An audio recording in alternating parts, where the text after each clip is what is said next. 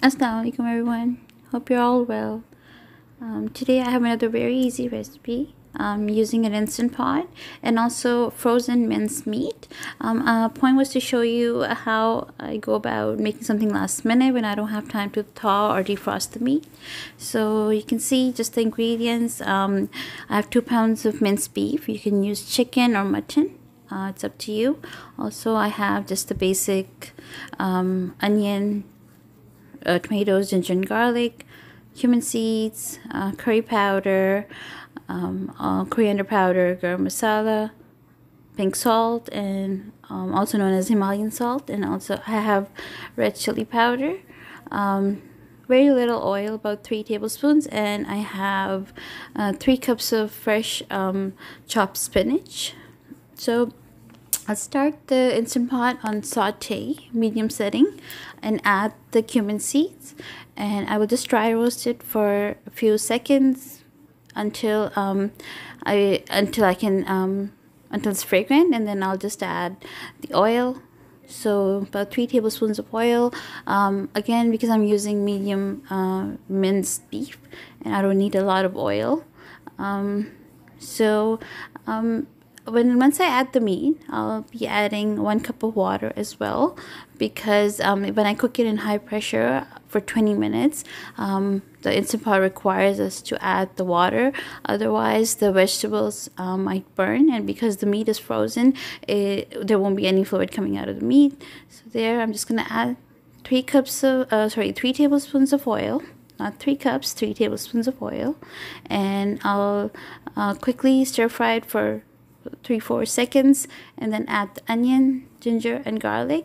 I don't need to fry them, I just need to saute them for a few seconds, maybe a minute max.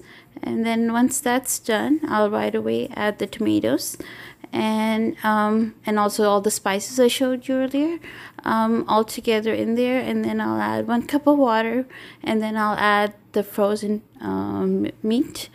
And once I do that, I'll just quickly mix everything together and cover the pot, seal it, and manually cook it for 20 minutes. So there, the onions are ready, and once they're ready, I'll just add tomatoes right away. And after the tomatoes, I'll add the spices, and then also the meat. So you can see, because all of this will cook thoroughly in 20 minutes. So I won't be left with any like tomato pieces or like chunky onions or anything like that.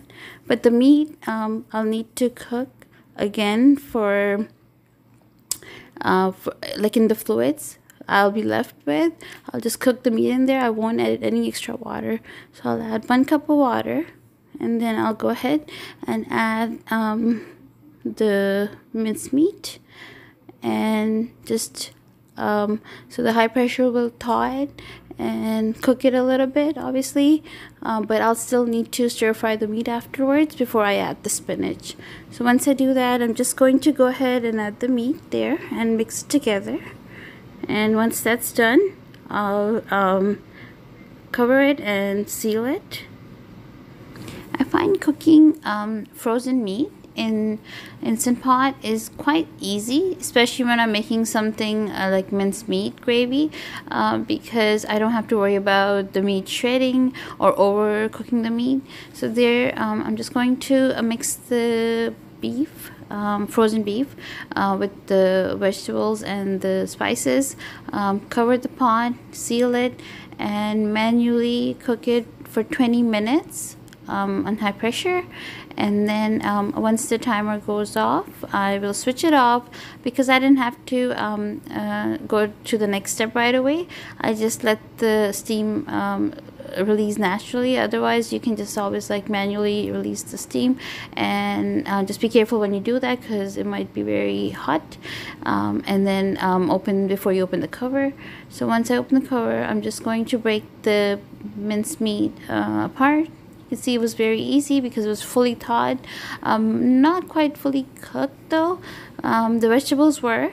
But then I was again left with a lot of fluids to work with. So what I did was I just turned the Instant Pot on saute, medium setting, and let the meat cook in all those juices from the tomatoes and the onion. And so like it took me about, I think, 10 minutes. Once the gravy was reduced to maybe 10%, I added the spinach in there, and spinach has its own water, so I didn't have to add any water except for the 1 cup I added in the beginning, and just let it cook in its own. But it has to be fully dry, so at the end I was just left with the oil that obviously came from the meat, and also the 3 tablespoons, which was very little, I added in the beginning.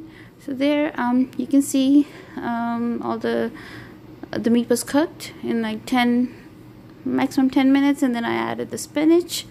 But just make sure you don't have a lot of fluids in there when you add the spinach, otherwise you'll be left with the gravy.